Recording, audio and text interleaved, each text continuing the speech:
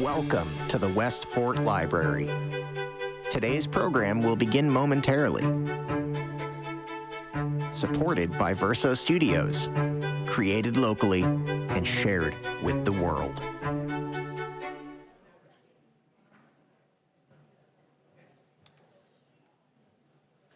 Good evening, everyone. Thank you for coming out to the Westport Library this evening. I'm Jennifer Keller, part of the programming team here.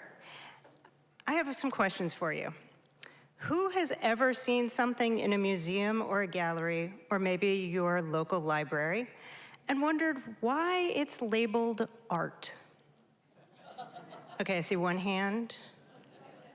Okay, I'm sure that there are a few extras of you out there, and you've had this feeling of confusion. But how many of you have actually delved into the art world to figure out the answer? That was actually a trick question because you all have, because you're here now tonight to hear from Bianca Bosker. Bianca is the New York Times bestselling author of Cork Dork, which is how Westport met her before the renovation, and a contributing writer to The Atlantic. Her work has been recognized by the New York Press Club and the Society of Professional Journalists, among others.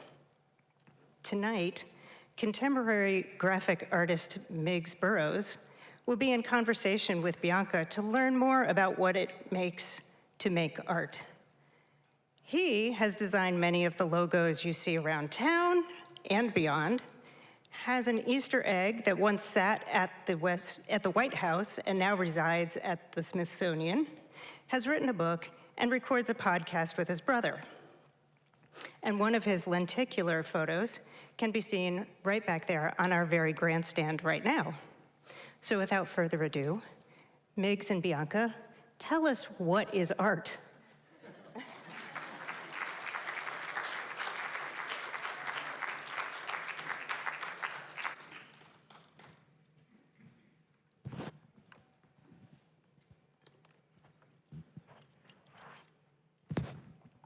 Thank you all so much for coming tonight. It's such a pleasure to be here. I don't think I'm going to leave this library, so you'll be able to see me here all the time. This is really like, I was just saying, like the platonic version of modern libraries.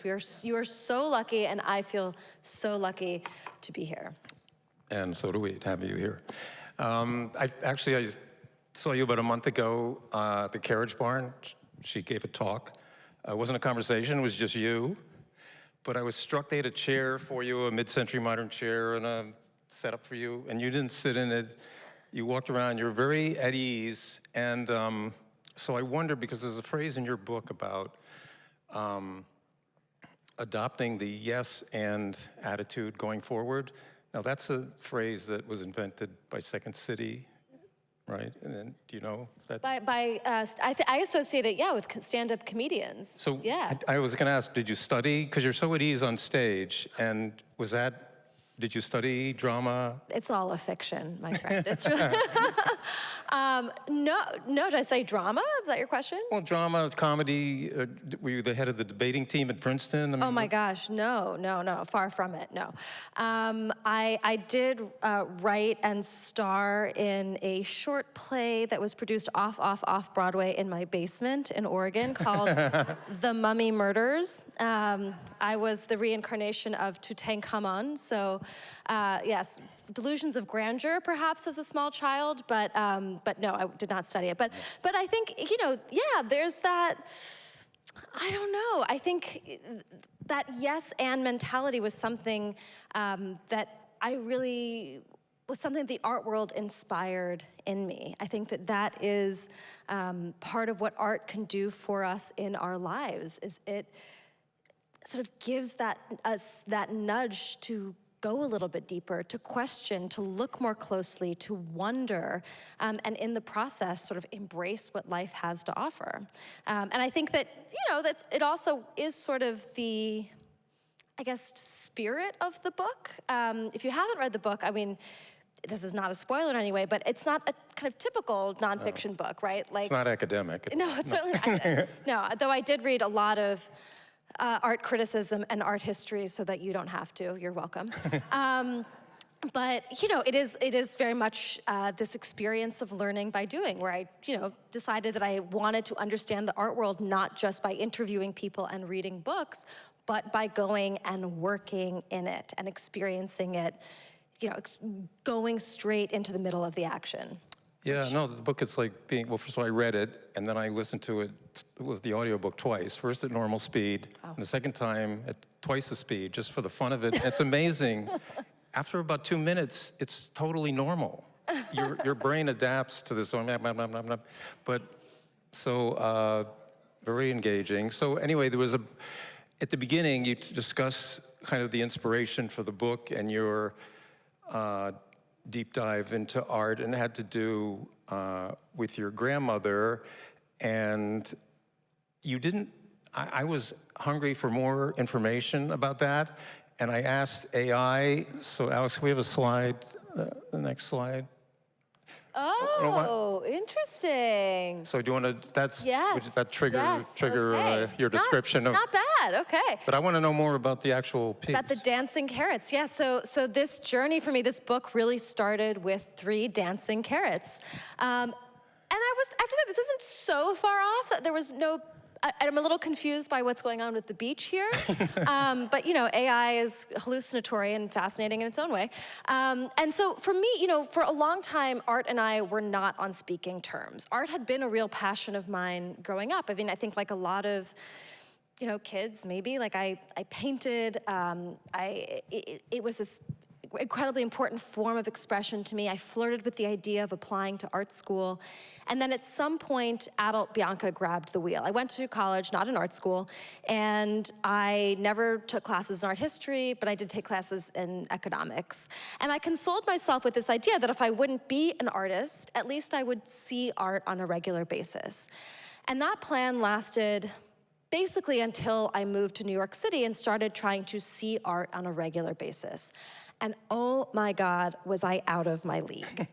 Like, I didn't understand the work. I didn't understand the people. I didn't feel like I fit in. I didn't feel like I knew what was going on. And admittedly, I took the coward's way out and I withdrew. And it wasn't until a few years ago that I was back home, in my childhood home in Oregon, helping my mom clean out the basement, which is of course where all book ideas begin. And I came across this watercolor of these 3 dancing carrots. And it was a painting made by my late grandmother. I'd forgotten all about it. It was inspired by her time as a Holocaust survivor in a displaced persons camp after the war. And she was someone, she'd studied economics. She had no art history or no kind of art background that I knew of to speak of. She had no children of her own at this point, but in this camp, she started teaching art classes to the children. And one of the things she did was to organize this dance performance for them where she helped them make costumes. And she had to really carefully consider, as she scrimped together these materials, what they would be. Like, she rejected, I think, apples on the grounds that like red might indicate some alignment with communism, and finally settled on carrots as an innocuous choice, which still apparently got her questioned by some overeager official. And many years later, art continued to be a part of her life, and she painted this painting many years later, and it hung in her kitchen for as long as I could remember until she died. And every time I would visit her, she would tell me the story of these dancing carrots, of her time in the camp. And these carrots haunted me. They trailed me back to New York, and they just kept dancing my mind round this question of why she had treated art, which to me was the least essential thing, as essential, this thing that she turned to when life turned itself inside out. And I really became consumed with this gnawing fear that by turning my back on art, I was missing out on something really big. And so I decided to try again. And when I went back into the art world, I still consistently felt like I was at least, 2 tattoos and a master's degree away from figuring out what the hell was going on in these places.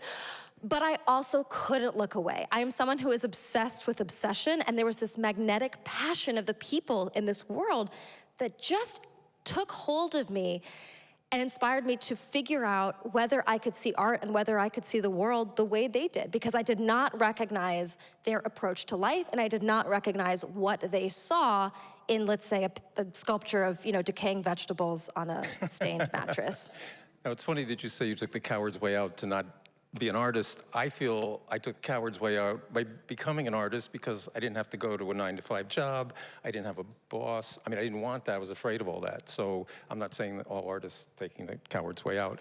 That was what I felt. I just can't deal with that, so I retreated. But I want to because it's so easy to be an artist, right? Oh, yeah. Right. No, I just think, I mean, feel free to push back on this. I mean, I don't want to, like journalist-splain to an artist, but like I think that there is this idea where artists are sort of treated as somehow like impractical dreamers. And, from my immersion in the art world, I was really drawn to up-and-coming emerging artists. Like, to me, that is the highest stakes and least covered part of the world. We hear about the big names, the big prices, the big galleries. That is not representative of most people's experience. And to me, these emerging artists, like, they are in the throes of trying to elbow their way into art history. That is where you see the bloody business of art getting made. And so I wanted to see that process of history being made firsthand. And I wanted to understand what it really meant for most people to be an artist. And I think far from being these, kind of impractical dreamers, artists are survivors. Artists are, working many, many jobs to ultimately carve out a little bit of time to do the work that they want to do. And lawyers don't do that. Lawyers don't spend like all day, I don't know, like, be doing law so they can go home and do law at night. I mean, maybe some of them, but, I just think that there is, they don't get enough credit for that ingenuity, for that resourcefulness to be able to really hack it in a world that does not make it easy for them. Well, I think an example of that in the book is you spent time as a studio assistant with Julie Curtis, right? And, the description, one thing that stood out, she's agonizing over gray background. But she doesn't seem to be agonizing. It's all seemed to be like about surface but what about, was she ever consumed, maybe I didn't get it, but with a purpose to the art, or was it all just about surface? Oh, no. Because she agonized over the surface. Yeah, absolutely. Yeah. No, well, I think two things. I think first of all, for me, an impetus, as I said, for this book was to develop what artists refer to as visual literacy. And they lamented the fact that many of us lack that. And, they diagnosed me as suffering from a rather worrisome condition, which is that I lacked an eye. And I, had these two eyes, but an eye, to art connoisseurs, really is not just the organ. It is this painstakingly cultivated outlook that enables you to see a lot that doesn't meet the eye, like who will be the next Warhol, or, what is transcendent about a sculpture of like, I don't know, a metal pipe on the ground. This is not a hypothetical. I saw that in Chelsea a few weeks ago. And so I had this goal of wanting to not just stare in art's direction, but actually be able to see it, to have a conversation with it. And I will say that at the outset, it was difficult to do. And my first stop was not working with Julie. My first entry point to the art world, kind of deliberately, was to try and get a job at a gallery. It turned out that this was next to impossible. I really, as I read in the art book, I felt like an FBI agent trying to get in with the mob. Like, I had this, in retrospect, totally naive idea that the art world just wanted to, embrace as many people as possible in the warm hug of art. And in fact, no one really wanted to speak with me. And, they certainly didn't want to let me into their workplace. I got threats, I got warnings. One seasoned art collector told me that my whole plan was impossible, if not dangerous, basically alluded to the fact that if I went through with this, it might be good to sort of, enter a witness protection program in the aftermath. It was like, not a good idea if you want to keep living your life in New York City. And I think my initial entry point into this world helped me understand partially why it felt so alienating. And that is that I began to understand that there are these deliberately erected barriers to entry that the art world puts up, not just to journalists, but to all of us. Things like, I had a boss that I worked for who, suggested I needed a dress code, right? Like severe haircut, no jewelry. He told me that Jack, right? That one night was like, you dress like you work for a catering company, which is like, not far from the truth, but like, you don't have to say it, And, or the way I carried myself was not okay, right? Like too much superficial enthusiasm was the feedback. I had a bad habit of complimenting artists in their studios. And, if you've spent time in the art world, you know that the true connoisseur sort of demonstrates their status by discussing art in this affectless monotone that makes them sound like they're running out of batteries. And so, there's just these things. Anyway, all to say that there was, even where they put the galleries, they can be very hard to find. They refuse to list the prices, and then they, decline to sell you things even if they're for sale. There's a lot of roadblocks that get put up. And roadblocks not just to seeing and experiencing the art, but also appreciating it and understanding it. And we can talk about like context and why I say that, but going back to Julie, I think it wasn't until I started working in artist studios that I began to see a different way of engaging with art. And so on the one hand, I think, yes, it did mean paying attention to the physical form. It did mean paying attention to the artist's decisions. And that may seem evident, but to me, that isn't actually the dominant narrative in the art world these days. I think that for the last 100 years or so, basically, since Marcel Duchamp was credited with taking a urinal and sticking it on a pedestal and saying that it was a sculpture, we've been told that what matters about an artwork is the idea behind it. The thought trumps the thing. And yet, artists, when you're around them or when they're in their studios, they're not like just discussing dead German philosophers, right? Or like, I don't know, meditating on like truth and existence. Like they're discussing like how many times do you sand your canvas before you paint on it? Like what brand of oil paint do you use? What sort of varnish? When do you varnish? Things that really have to do with, again, the decisions that go into a piece. And so I think watching Julie at work and watching in her studio was a gateway for me looking at art more like an artist, right? Slowing down, paying attention to those decisions. And to your point about what she's hoping you take away from that, it's not just a surface.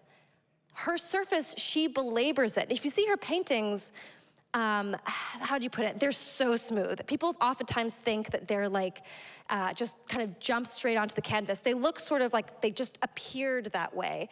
She does these very kind of surrealist images of like, for example, 3 feet under bathroom stalls, and it's just kind of uncanny, or I don't know, like there's one sculpture she did of a cigarette sticking out from the wall with this long tail of gray hair coming out of it instead of smoke.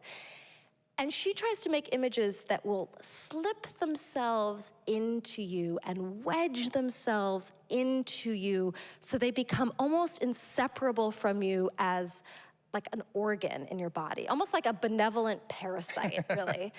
And the idea with that is that they change you. I mean, she talks about the images that she holds inside of her like they are organs, like they're sort of participants in her daily life.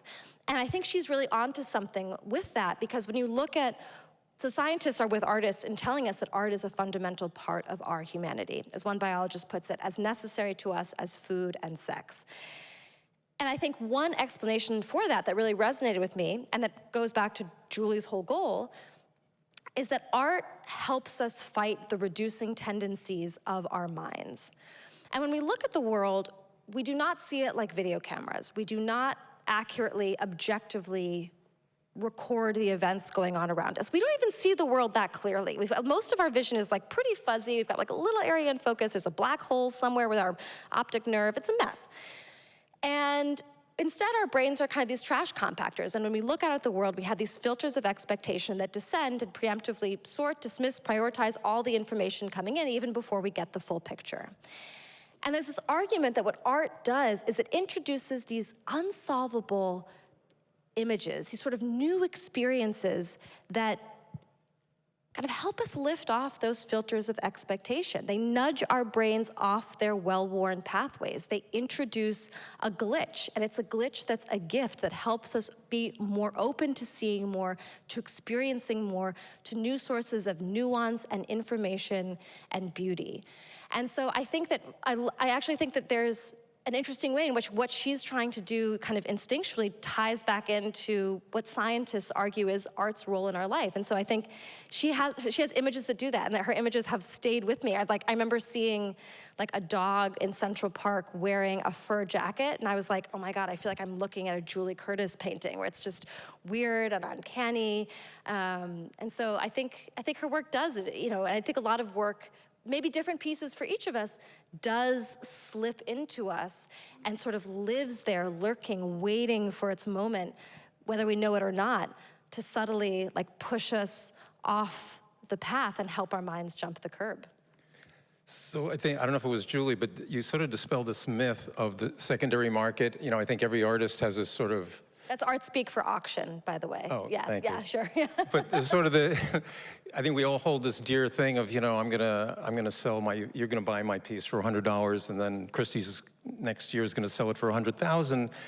But that's not good for the artist, right? Or describe that pitfall of the secondary market. Yeah, absolutely. And so, as part of my journey in the art world, I was really interested in how does an artwork go from being this germ of an idea in an artist's studio to this quote-unquote masterpiece that we obsess over in museums. Because I felt like all the decisions that affect an artwork are also decisions that affect us. Our idea of what art is, who makes it, why we should bother to engage with it. And so I began to see different facets. I worked, in galleries. I worked selling art at art fairs. I schmoozed millionaires and went to their houses and gawked at, spaces, living rooms that, put this to shame. And, worked with artists. I was a security guard at the Guggenheim. And in the process, I began to discover just how messy the fine art world really is. And part of that, as you alluded to, is the very complicated, often unhealthy, totally illogical relationship that the art world has with money. And I was working with Julie at a very interesting time in her career where she was going from she'd only recently quit her full-time job she only recently started selling enough of her work to be able to quit her day job to work full-time in her studio, which was kind of every artist's dream. It was a huge milestone. And yet shortly afterward, some of her artwork started appearing at auction. And there was a piece, for example, of hers that she had sold and earned $600 off of that sold at auction for six figures, something like, $200,000, $400,000, $500,000. And this happened with a number of different pieces. And of that huge chunk of change, she saw $0. And you might be thinking, oh my God, this is amazing news. Like she's finding out that she can sell her work for so much more money. She's going to make millions. And interestingly, the fact that her work was being sold at auction was taken by the sort of gatekeepers in the art world as a sign that a horrible, fatal disease had infected her career. Because the thinking was that, okay, she was still a relatively young artist, people were selling it so early in her career, that suggested that maybe they didn't have some sort of faith that it would be worth more later on, that there was, a longer horizon to her development as an artist. And it also just goes back to two things. First of all, this idea that somehow money is uncouth in the art world. There was one gallerist who was like, for a certain amount, group of curators, when an artwork sells for a certain amount of money, it's seen as like in bad taste. And the second thing it points to, though, is the power of context in the contemporary art world. So my first visit to the Westport Library was to talk about my book, Cork Dork. And so that book was really about my journey into the wine world. I quit my job as a tech editor to train as a sommelier. And part of training as a somm is blind tasting. You basically get a glass like this, and based on just that, you have to figure out, what grape was the wine made with? When was it made? What tiny parcel of land was it made on in the world? And that experience of blind tasting really forces you to stay true to your own felt experience of something. It does not help to try and fall back onto your biases or to try and second guess for ancillary information. You learn very quickly that is a dead-end pathway. It does not help. And so I was particularly surprised in the art world to find that so many of the art connoisseurs I met spent, to me, shockingly little time discussing the merits of the art itself, and instead asked questions about it like, where did the artist go to school? What gallery has shown the work? Who is the artist sleeping with right now? And all of that was context, right? All of that was, the sort of web of names around the artist, the social cachet of the artist, and that seemed to influence people's opinion of the work so much more than the actual piece itself. One gallerist, one of the go-to questions that he asked when deciding whether to show an artist was, is this someone I would want to hang out with? As someone who goes to a gallery, like, when I see the artwork, I have no idea whether the artist is someone I would want to hang out with, so that took me by surprise. And that emphasis on context, it didn't sit well with me for a number of different reasons, partially because it felt like I wanted to develop my eye, not just kind of, outsource my opinion to everyone else's. It also felt like one more way to keep out, the rest of us, because these connoisseurs become more important if we're told that we need a specific set of information that we can't just get with the artwork to engage with the piece.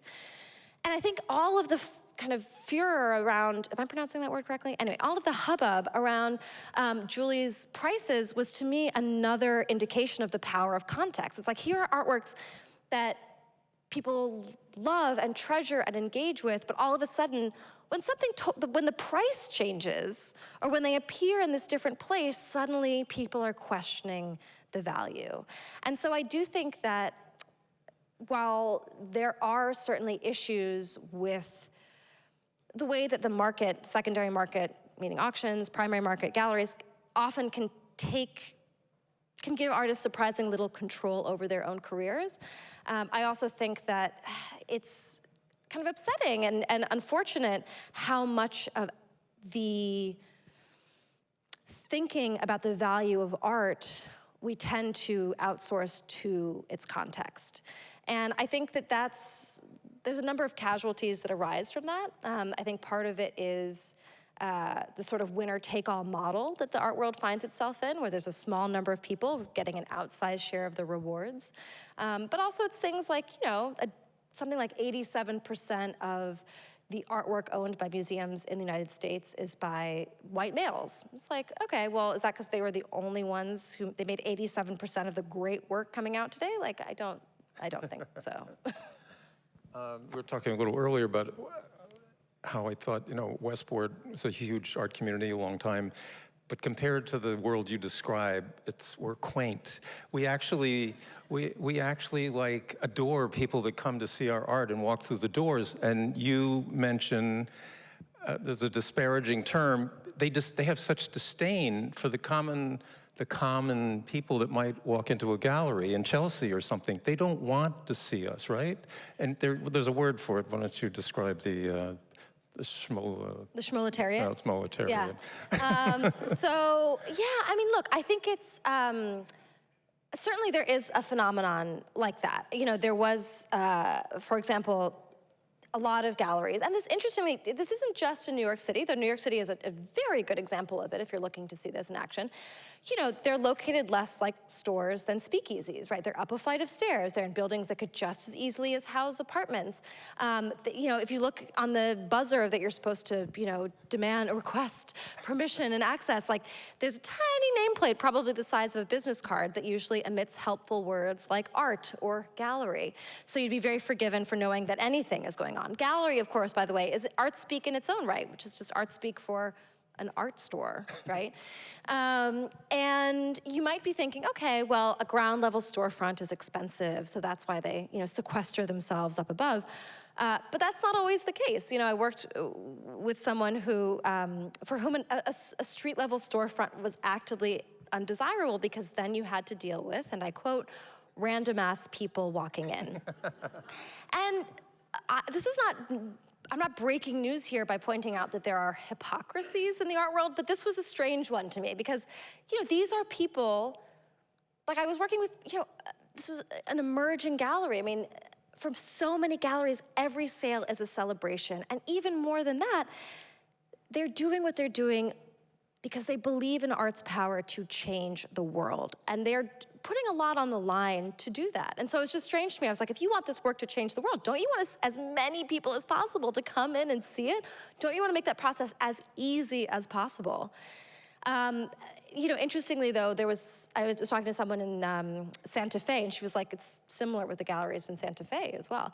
And I think that there is that element of the art world, and I think it is important to talk about and address, because demystifying some of the ways in which this strategic snobbery manifests itself ultimately, I think, makes it a bit less threatening, and also makes it possible for us to change the system, I hope.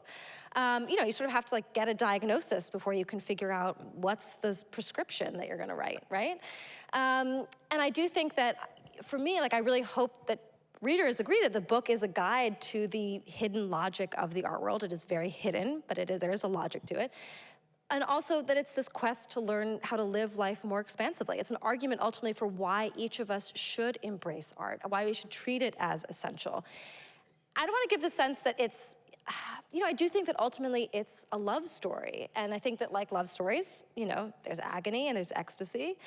And while there is that group of people that kind of believes that these roadblocks are important as a way to build mystique, as a way to preserve potentially damaging secrets, as a way to concentrate power in the hands of gatekeepers, there is also a sizable rebel alliance made up oftentimes of artists who believe that art is for everyone. Even cutting-edge art is for everyone, that everything you need to have a meaningful experience of art is right in front of you.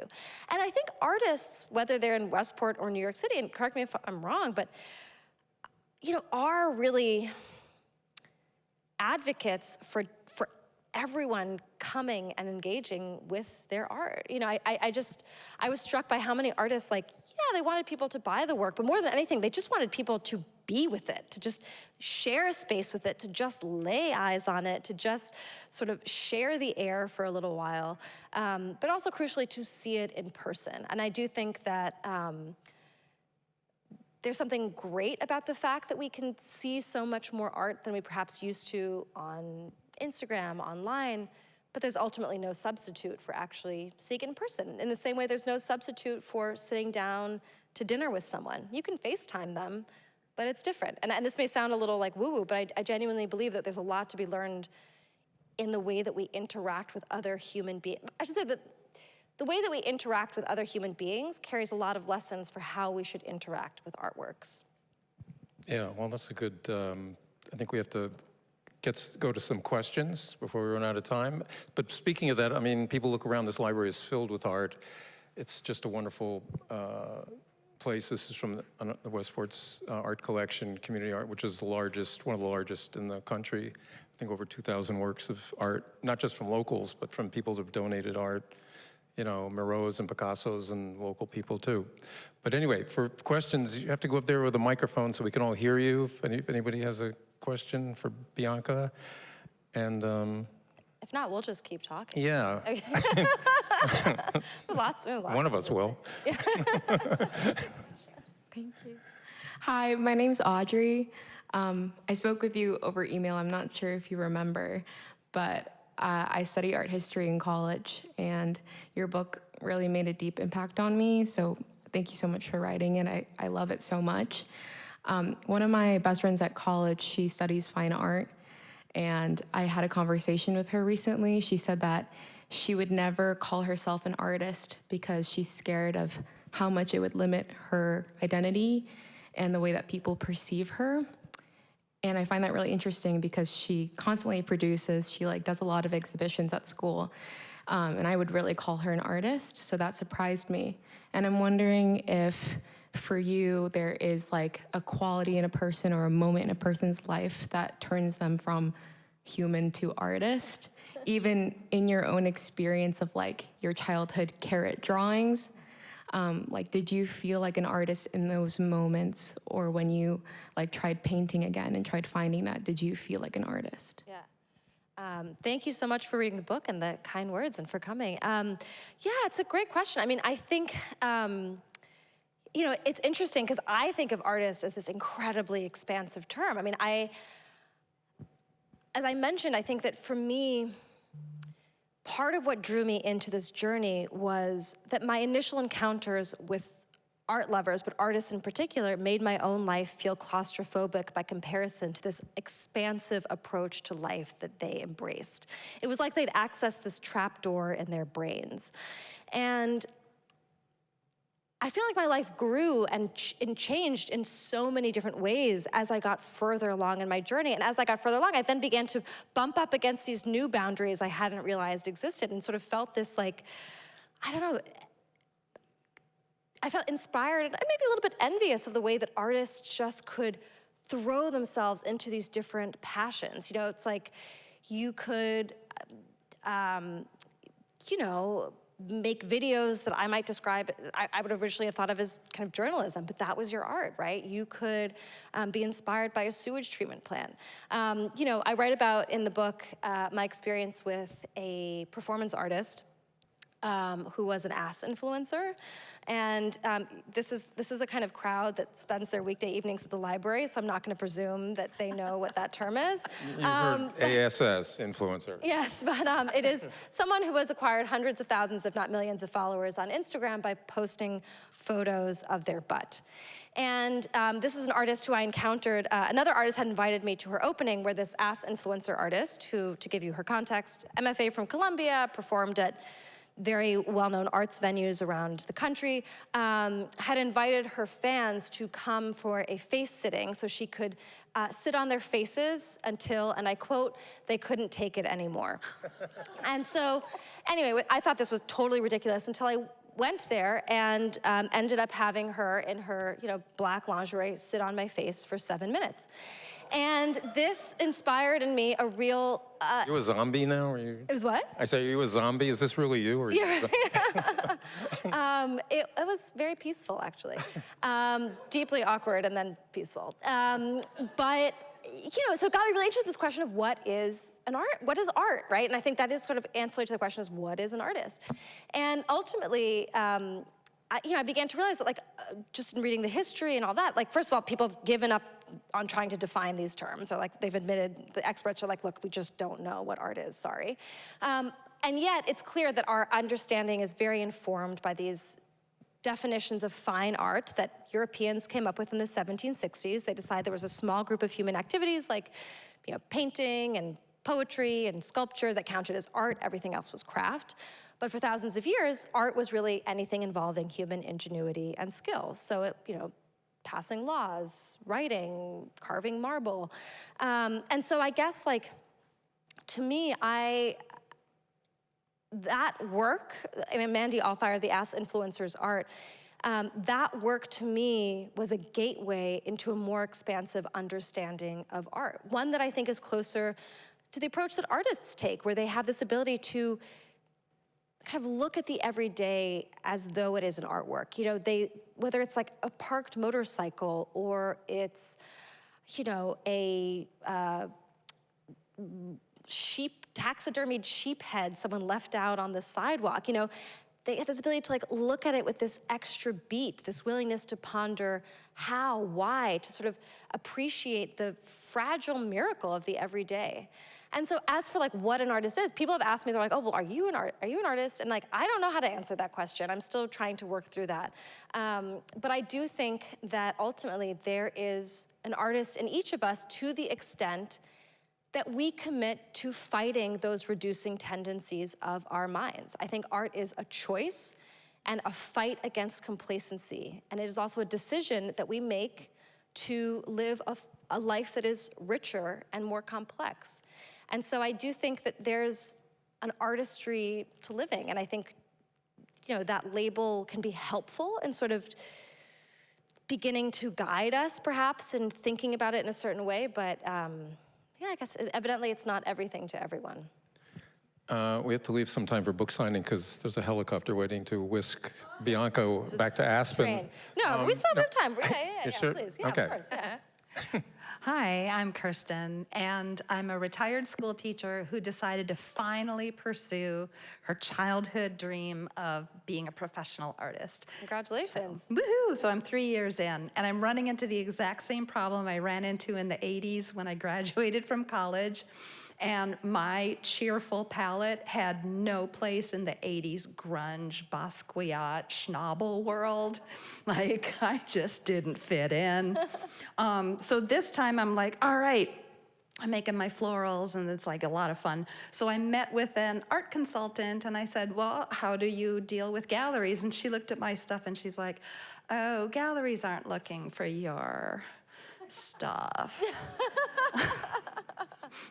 So anyway, so I'm very democratic. I print my art on tote bags and tea towels and greeting cards, and the best stories in the world are when people say, your card was the last card my grandma ever received, and it brings me peace knowing that your art connected us at the very end. Like, yeah. Too bad, graffiti artists. You're cool and everything, but this is my thing. But I am curious to know, like, have I written myself out of any gallery now that I've gone in a more commercial direction? That's my question. Yeah. Well, look, I'm not a gallerist, and I certainly hope not. And I think that there is, I think that change is afoot, which is exciting. I think that there are, you know, Instagram is not perfect, but I do think that it has also allowed artists to, in some sense, take a little bit more control of their fate. I mean, they have this other platform by which to just put their art out there, to have it be seen by viewers, by collectors, by other artists. Julie Curtis, the artist I write about, I mean, a big kind of breakthrough moment in her career came about basically as a result of exchanging compliments on Instagram with another artist, which led to studio visits, which led to the artist curating her into a show, which led to a sold-out show at this art fair, which led to so on and so forth.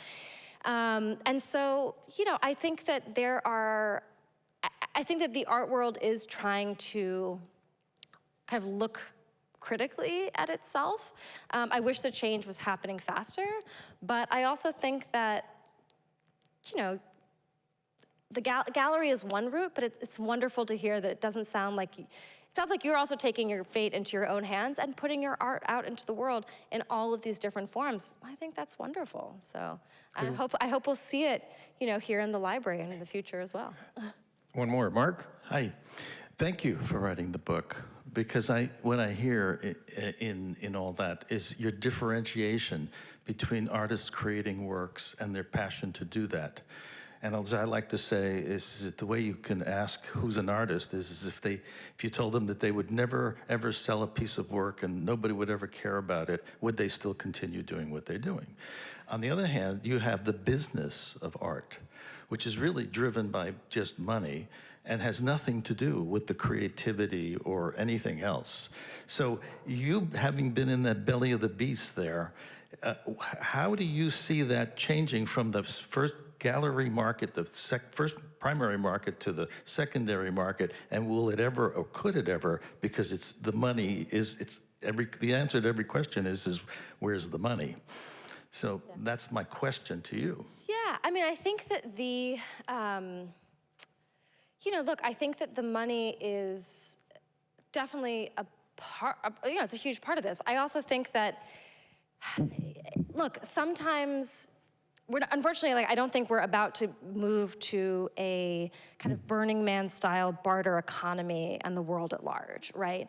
And so I think in the absence of a more perfect system, buying art, supporting artists is worthwhile, you know? And I think that the more that you can do that, to me, I mean, I'm biased, this is my bias, but I believe that there's really something to be said for putting your money in buying work by living, up-and-coming, emerging artists.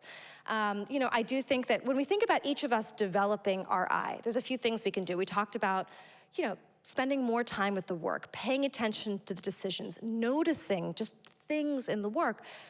I also think, though, that we can benefit from getting outside of museums, getting outside the canon. And I think that museums are amazing, don't get me wrong. I mean, I loved the Guggenheim.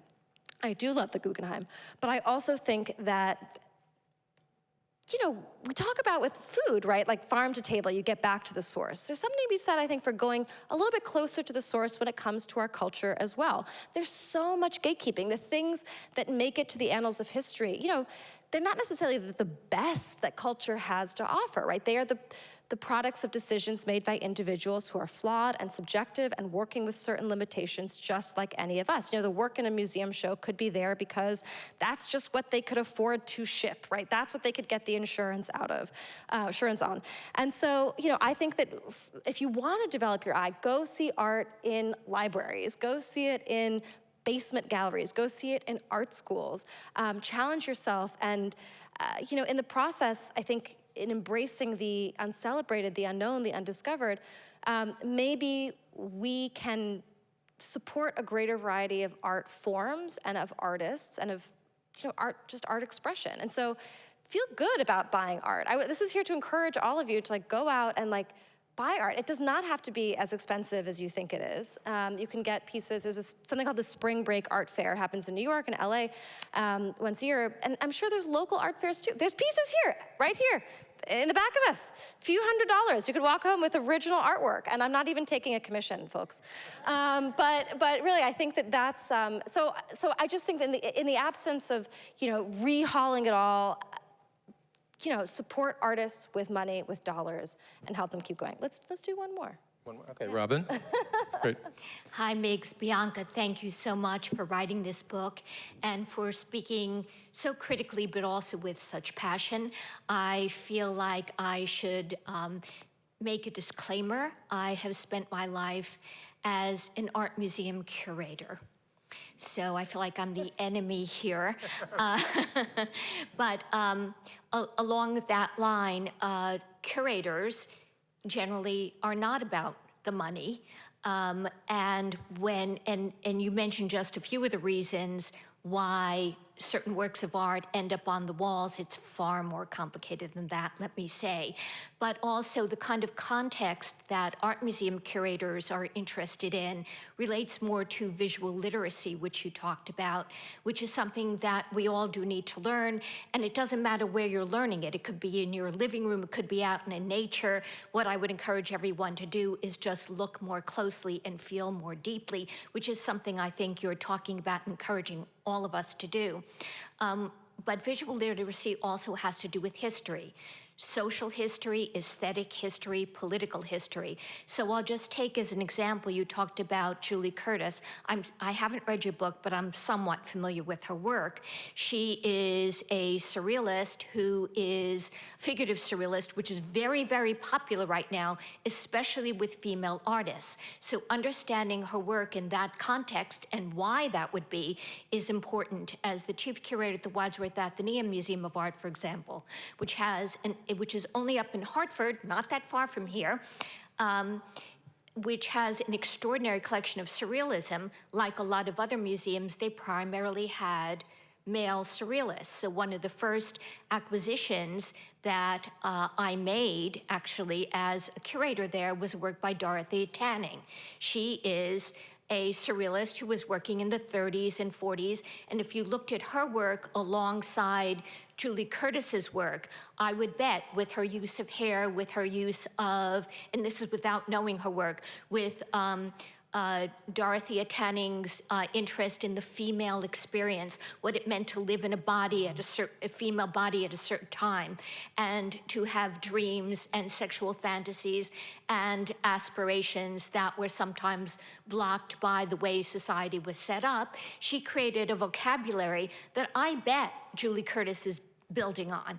So one of the things that you can get if you go to a museum and look around is to train your eye not only in aesthetics, but also in social and political history, in the idea of, you know, artists or people now and in the past who live in a time and a place, and that has an effect on the work that they do. The other thing that is interesting is in the galleries you were talking about where you feel it's unwelcoming, all the language now in museums is about, well, diversity, equity, inclusion, welcoming, connectedness, and not only connecting people with the works of art in front of them and understanding them in deeper context, but also about connecting the people who are looking at art with one another through very rich conversations. So I just want to encourage everyone to support your local museum, go to your local museum, and spend some time looking and spend some time asking and spend some deep time feeling and read Bianca's book. Thank you. Thank I think you. we really have to wrap it up now, right? Thank you so much, everybody, for being here. Thank you both so much. We do have copies of Get the Picture and Bianca will be signing right here. And thank you all again for coming out.